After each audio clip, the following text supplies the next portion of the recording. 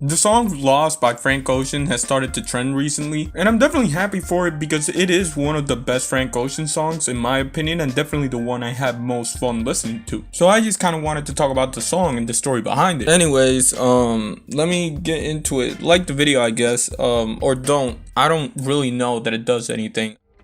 Now you're lost.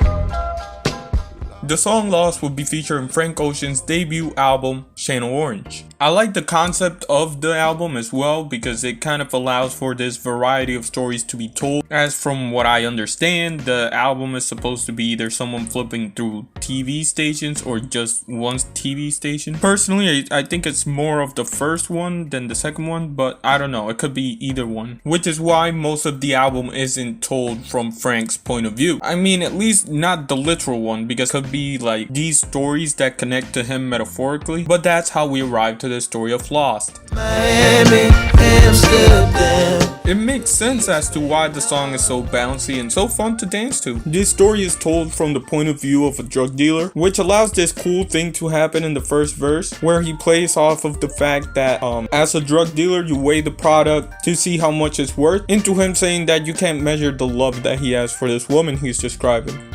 But by the end of the first verse, you're presented with a problem, which leads well into the hook.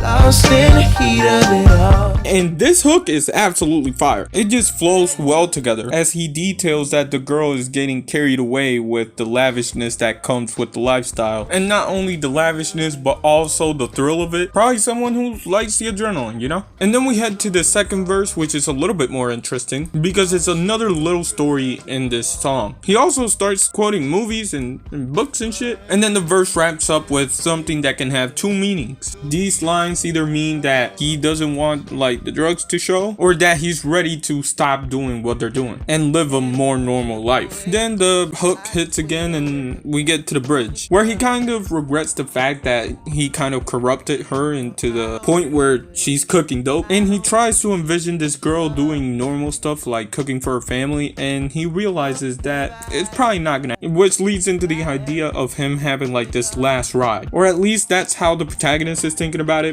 But of course, you know, one, then another one, then another last one. Then the hook plays again, and although the hook doesn't change, I kind of interpret this hook as him being the one that's lost, which then fades into the outro where both of them are lost as a result of the life they were living, which also made the love fade away. And at the end of the story, just to wrap it up, you hear someone say manos arriba, which is Spanish for put your hands up. And now that the story is wrapped up, we start hearing someone switching channels, which again aligns with the concept of the album.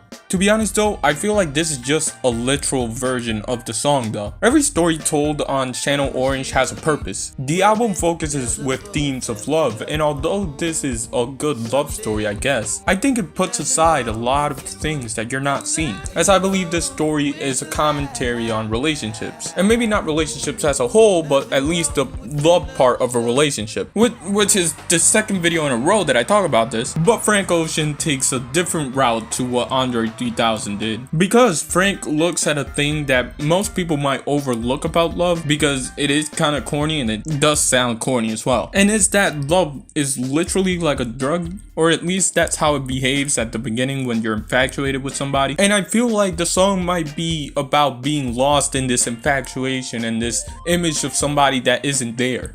Especially because the first thing that happens in this track is a person describing a girl and talking about how much he likes her, even though the girl might be acting weird, which leads to the first hook, which in this context is severely different. It's more about being lost in this image of this person that doesn't exist. And in the second verse, Frank parallels the story of someone wanting to get out of the drug dealing business with someone who's losing this love, the type of love that doesn't allow you to see a person's mistakes. And as the second hook comes in, it kind of shows this inability to let go of that image, and him wanting to stay lost, wanting to stay in that place. But as the bridge shows, he really starts to see that there is no future in here, which is what I think the whipping family meals line is supposed to be. Him seeing that long term, this really isn't gonna go anywhere, but he gives it another try just to see if it's still there, only to realize that the love is lost. And that's the brilliance of Lost by Frank Ocean and Channel Orange as a whole. I can probably do this for like